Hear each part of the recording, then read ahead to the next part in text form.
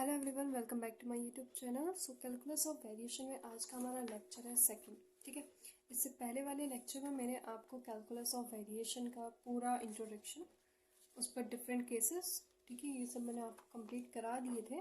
और आज हम बात करेंगे आगे के कुछ एग्जांपल्स और आगे के कुछ इंपॉर्टेंट टॉपिक्स को हम कवर करेंगे। मीन्स हम आइलर्स इक्वेशन को डिफाइन करेंगे।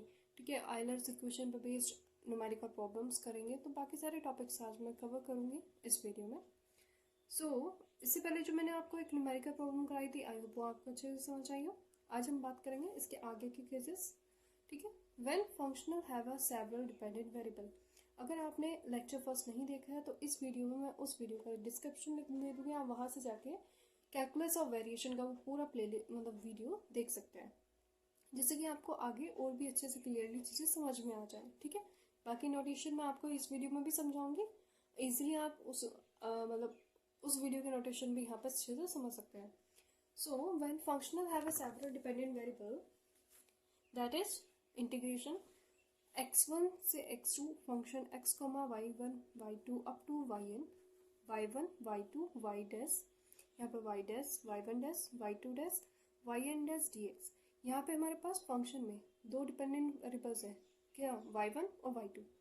ठीक है, शॉर्टेस्ट डिस्टेंस ली गई है x1 से x2 से, जब फंक्शनल हमारे पास बात कर रहा है सेवरल डिपेंडेंट वेरिएबल। और यहाँ पर सेवरल डिपेंडेंट वेरिएबल क्या है, y1 से लेके yn तक, और y1 डैश से लेके yn डैश तक।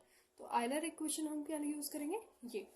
ठीक है, मेनली आइलर इक्वेशन हमारे पास क्या होती है कि del F upon del Y minus के D upon D X del F upon del Y dash is equal to zero. लेकिन यहाँ पे सेवरल डिपेंडेंट वेरिएबल के लिए, जैसे कि y1 के लिए यूज कर रहे हैं, तो हम y1 के लिए डिपेंडेंट आइलर इक्वेशन क्या यूज करेंगे फॉर y1। इसलिए हमने यहाँ पर लिखा del F upon del y1 minus D upon D X del F upon del y1 dash is equal to zero. इसी तरह से नेक्स्ट सेकेंड y2 के लिए हम जो आइलर इक्वेशन करेंगे तो वो होगा del F upon del y2 minus D upon D X bracket del F upon del y2 dash is equal to zero. इसी तरह से yn के लिए हमारे पास होगा del F upon del yn minus D upon D X del F upon del y dash n is equal to zero. Now when functional involving higher order derivative, जब higher order derivative हमारे function में involve होगा तब हम कौन सा formula use करेंगे। ये बहुत इंपॉर्टेंट है क्योंकि इस पर बेस भी काफ़ी सारे क्वेश्चन एग्जाम में पूछे जाते हैं। ठीक है, डायरेक्टली। आपको इसमें सिंपल कुछ नहीं करना, एक आगे एक टर्म और ऐड हो जाएगी इसमें आइलर इक्वेशन में।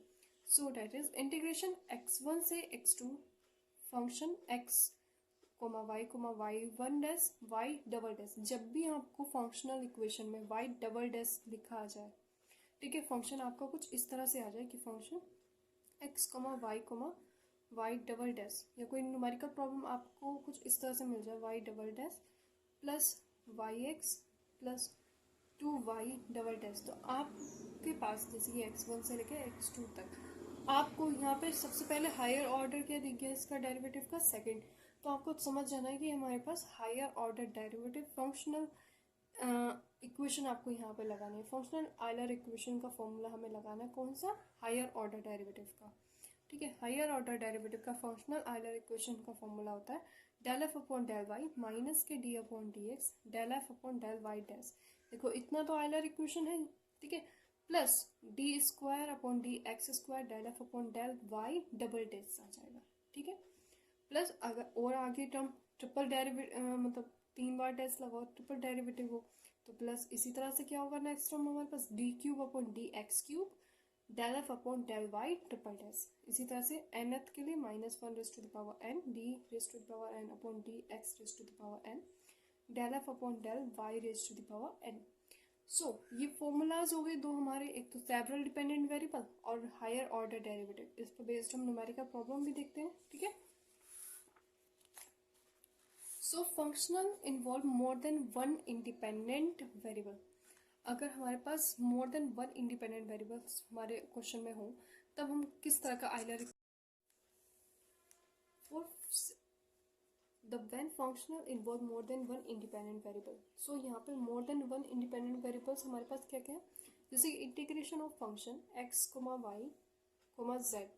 अब हमारे पास z और एक इंडिपेंडेंट वेरिएबल आ गया, ठीक है, एक और वेरिएबल यहाँ पे ऐड हो गया z comma Z X comma Z Y, इसी तरह से डी एक्स डी वाई। तो इसकी आइलर इक्वेशन होगी del F upon del Z minus D upon D X bracket del F upon del Z X minus D upon D Y del F upon Z Y is equal to 0।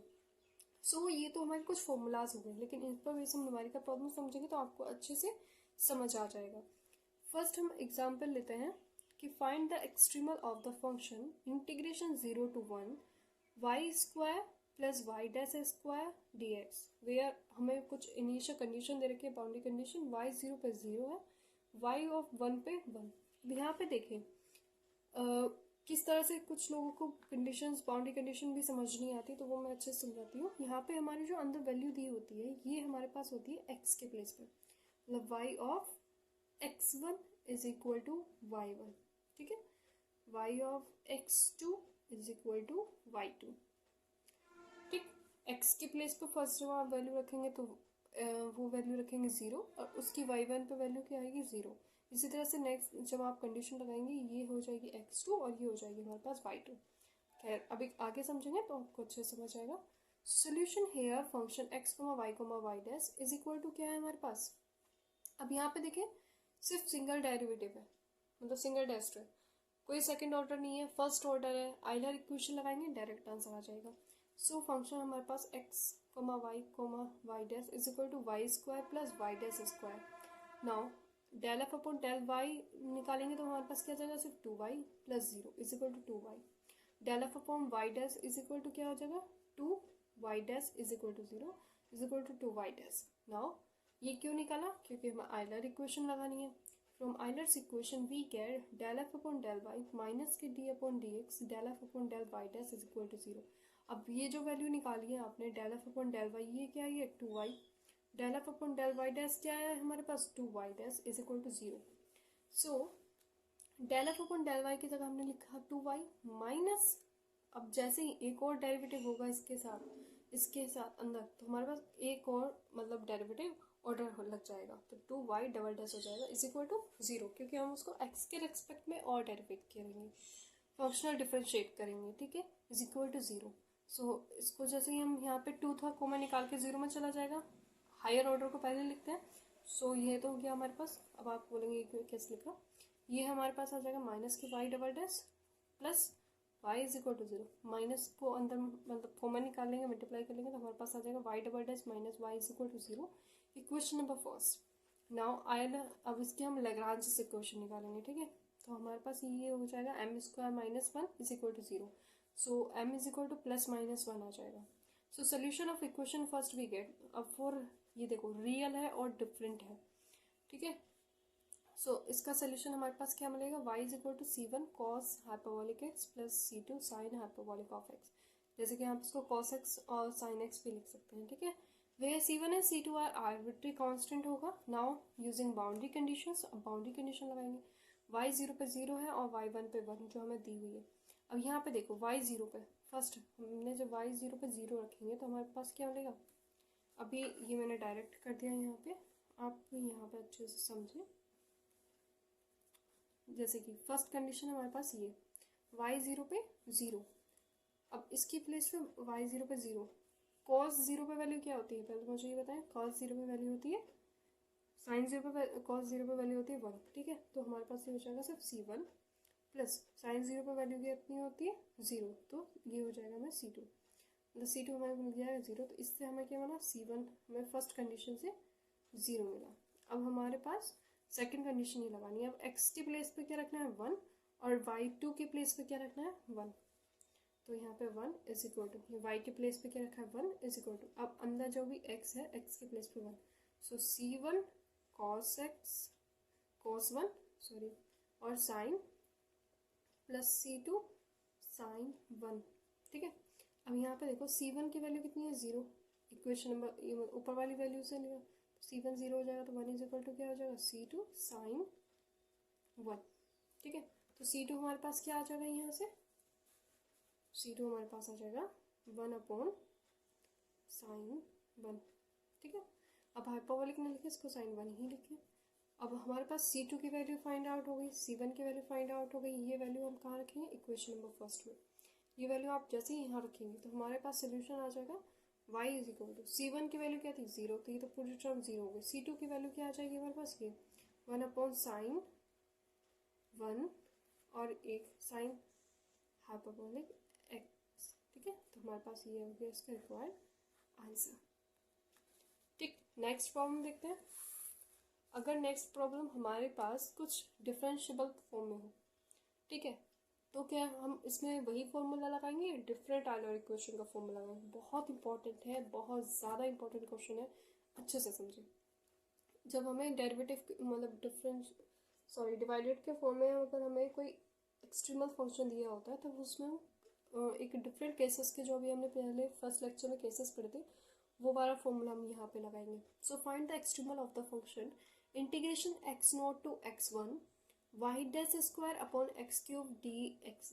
So solution है हमारे पास function x, y dash is equal to function जो हमें दिया होता है पहले तो वही लिखते हैं, y dash square upon X cube. Del F upon del Y निकालते हैं, 0 क्योंकि है ही नहीं। Del F upon del Y dash निकालेंगे तो हमारे पास क्या आ जाएगा, 2y डैश अपॉन में एक्स क्यूब ऐसे ही।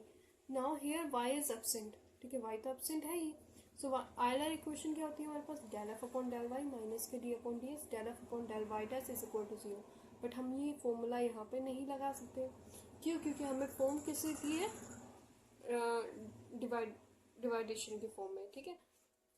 So now using case number second. Case number second में हमारे पास क्या था कि जब हमें कुछ इस तरह की फॉर्म दी होती है तो वहाँ पे हम ये वाला फॉर्मूला लगाते हैं। फॉर्मूला होता है del F upon del Y dash is equal to constant, ठीक है। केस सेकंड हम देखें, हमारे पास y यहाँ पे एब्सेंट है, ठीक है। When f is independent of y, so del F upon del y is equal to 0। From equation number second से del F upon del Y dash is equal to c, ये वाला formula हमने वहाँ पे use किया है, ये, ठीक है। सो आई होप आपको अच्छे से समझ आ रहा है। तो जब भी आपने डिविजिबिलिटी वाली फॉर्म में क्वेश्चन देखा तो वहाँ पे आपको ये फॉर्मूला लगाना है, del F upon del Y dash is equal to constant. So del F upon del Y dash की वैल्यू क्या आई थी अभी ऊपर, 2y dash upon X cube, तो इसको हमने लिखा 2y dash upon X cube is equal to C. Now इधर मल्टीप्लाई में लेंगे तो 2y dash is equal to C X cube, y dash is equal to C X cube D Y, इसको हम डिफरेंशिएटली खोल देंगे तो D Y is equal to C X cube D X. इसको इंटीग्रेट करेंगे on integrating both side, so we get y is equal to C X cube upon x raise to the power 4 upon 4 plus C dash. Hence इसको हमने पूरे को ले लिया constant k1 और इसको constant k2, hence y is equal to k1 x raised to the power 4 plus k2 is the required extremal where k1 k2 are constant। क्या आप वहाँ पे मेंशन कर सकते हैं, ठीक है। Now find the extremal of the functional